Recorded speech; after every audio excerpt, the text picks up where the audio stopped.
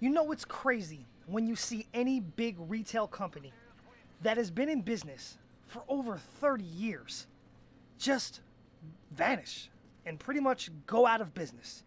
So in this video, what I'm going to go ahead and talk about is the reasons why Radio Shack went out of business and went bankrupt. So what is going on YouTube? The Assist Man.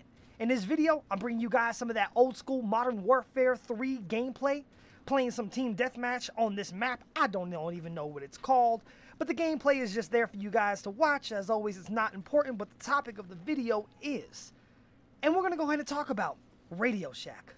You see, Radio Shack was one of the world's, and one of primarily the United States' biggest electronics retailers for a long time. For over 30 years, Radio Shack was a humongous company. But they are pretty much bankrupt and about to go out of business. And there is reasons for that.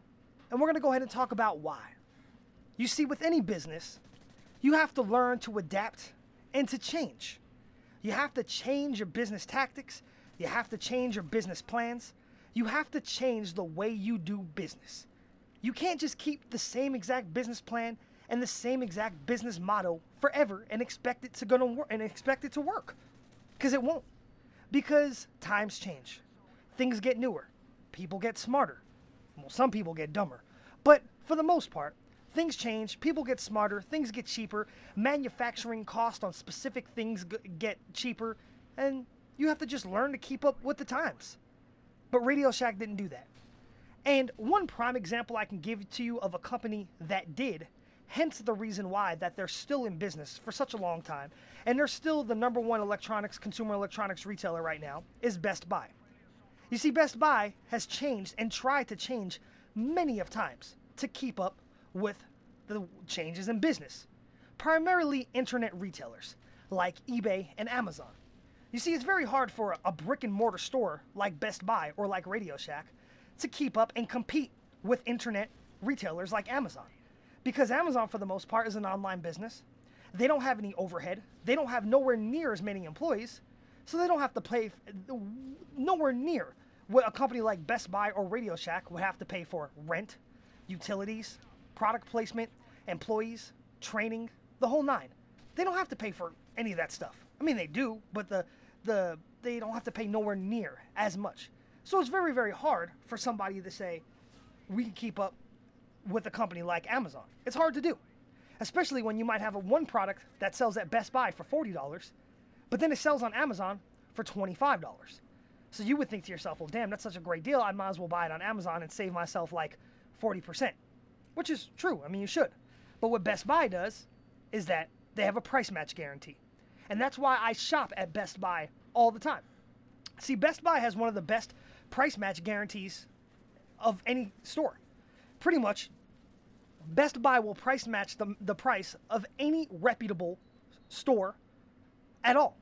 So, you know, and they even price match Amazon. You see, that's where Best Buy went ahead and stayed competitive. You see, Best Buy knew that Amazon was trying to take some of their market share. So they went ahead and not only price match other companies like Radio Shack, like Walmart, like Sam's Club, like Costco. If they have a brick and mortar store that has it for a cheaper price, they'll give you that same exact price on the same exact item. But they went a step further and started price matching Amazon. Now, it's a lot harder for Best Buy to do that because I'm sure they lose a lot more money. Actually, I know for a fact that they lose a lot more money price matching an online retailer like Amazon opposed to a store because the prices are way cheaper. But, like I said in the beginning of this video, for the most part, prices on manufacturing specific items have gotten very cheap in the past. So a lot of things that you see in a store have a very, very high markup on them of margin. There's a lot of things carried at Best Buy that are marked up 80%. For instance, they might sell a cable at Best Buy, like let's just say, for instance, a fiber optical cable that you can use for your home theater system. They might sell that cable at Best Buy for $20, but Best Buy's actual cost on that cable is about $4.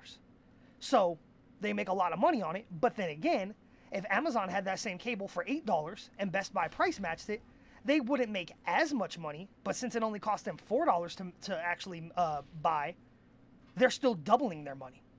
You see, that's where Radio Shack went wrong. Radio Shack did not price match anybody. And that is the #1 downfall of any store, especially a consumer electronics store. Consumers are always going to want to get things for the best value for the cheapest price all the time. That's just human nature. If I know I can go into Walmart and get something for $20 and then go into Best Buy and get something for $30, where am I going to buy it at? I'm going to buy it at Walmart. So consumers will always want to get the best price possible no matter what.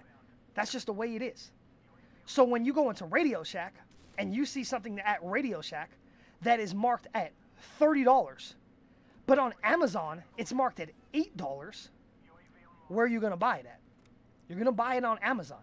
Even if you have to wait those extra 3, 4, 5 days for it to ship, it's worth it to save that much money. But you see, Radio Shack, they screwed up. They didn't price match anybody. Not only did they not price match anybody, they didn't change their stores. Their stores looked exactly the same as they have been for the past 20 years.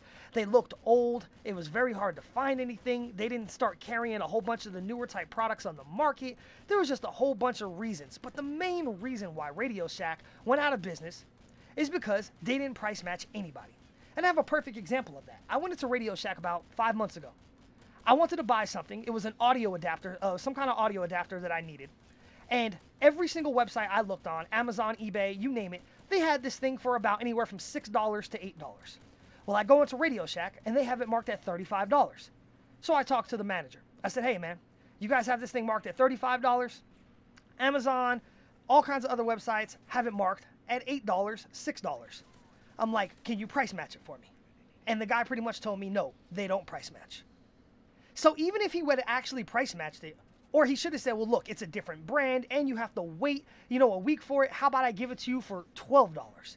I still would have bought it for $12 because paying an extra few dollars is worth it to me not to wait. But paying 5 times as much is not worth it for me to wait. So the main reason why Radio Shack went out of business is because they didn't keep up with the times and primarily because they did not price match. And if you're ever looking to get a good deal on something, man, just go to Best Buy. They price match everything all the time. Best Buy gets all my business for that reason. And for another reason, I actually used to work for the company for almost 11 years. So I have a lot of experience in consumer electronics and in retail business. But anyway, that's the main reason why Radio Shack went out of business. They didn't keep up with the times, and primarily, they did not price match anybody and tried to sell you the same garbage ass shit that you can buy online for $5. They try to sell it to you for $40 all the time. No price match policy. And money is the root of all evil. And if you can get a cheaper price on it, you're going to go and buy it at that other place. So anyway, I hope you guys enjoyed this video. If you did, go ahead and hit that thumbs up like. Go ahead and hit that thumbs down dislike if you didn't like the video.